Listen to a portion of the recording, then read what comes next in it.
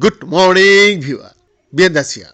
A United Nations Security Council resolution proposed by the United States calling for a ceasefire tied to the release of hostages in Gaza failed to pass on Friday after Russia and China vetoed the draft. The rejected draft resolutions called for an immediate and sustained ceasefire in connection with the release of all remaining hostages. Washington had previously vetoed three prior UN resolutions calling for a ceasefire. The UN vote come amid resumed hostage talks in Qatar on Friday, and as US Secretary of State Antony Blinken arrived in Israel to meet with Israeli Prime Minister Benjamin Netanyahu as part of an intensive diplomatic push toward a ceasefire.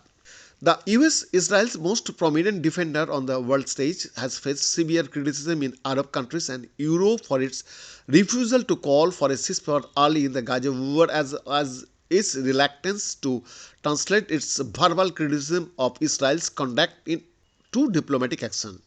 11 Security Council members voted for the resolutions, but permanent members Russia and China, who have veto power, blocked it. Israel ambassador to the UN Gilad Erdan said the Security Council's decision not to condemn Hamas is a stain that will never be forgotten.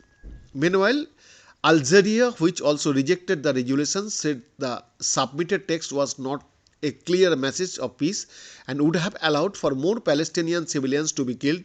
The US had previously rejected a ceasefire resolution put forth by Algeria.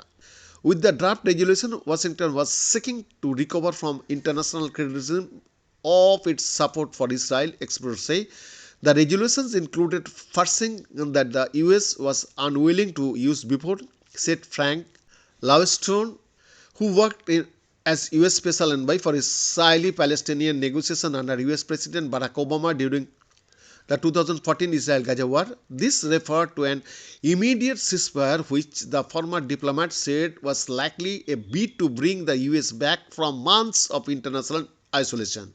Beyond the